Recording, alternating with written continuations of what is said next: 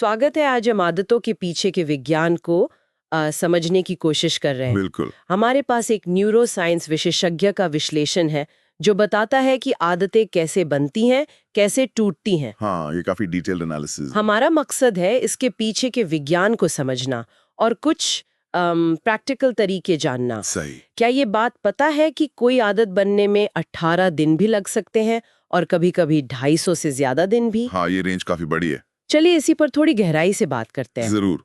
तो ये आदतें हैं क्या असल में? क्या ये बस अपने आप होने वाली हरकतें हैं? नहीं, देखिए ये विश्लेषण कहता है कि ये ज्यादातर सीखी हुई चीजें हैं, रिफ्लेक्स जैसी नहीं। अच्छा, सीखी हुई। तो इसमें हमारे दिमाग का वो जो न्यूरोप्लास्टिसिटी कहते हैं, उसका कितना बड़ा रोल है? बहुत बड़ा रोल है।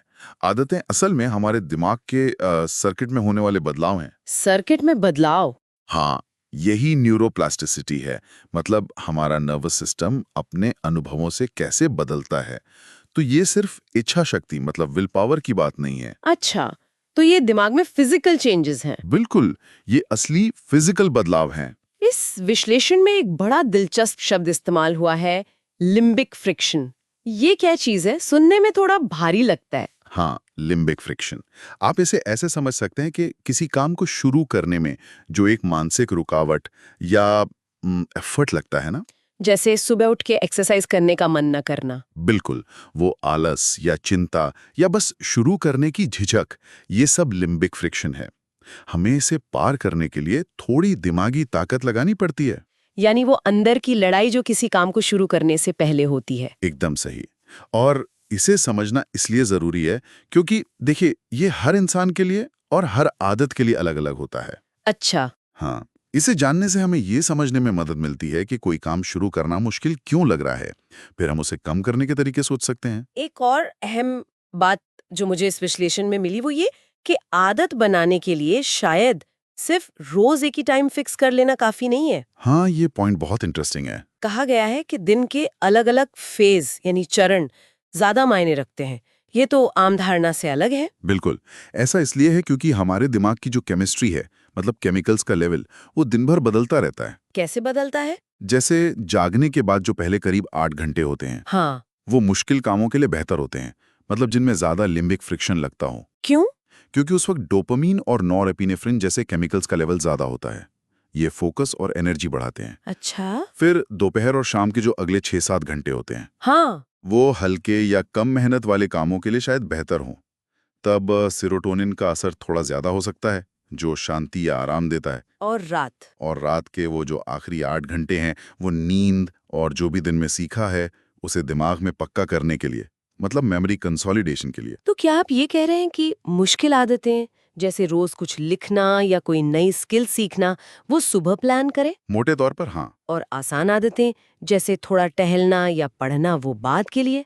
ये तो सोचने का बिल्कुल नया तरीका है। हाँ, ये एक अच्छी स्ट्रैटेजी हो सकती है। और इन फेजेस को सपोर्ट करने के तरीके भी हैं। जैसे? जैसे सुबह थोड़ी देर धूप लेना या एक्सरसाइज करना, ये दिमाग को जगाने में मदद करते हैं। शाम को लाइट कम करना। हाँ, सोने की तैयारी। हाँ, या फिर एनएसडीआर जैसी तकनीक है।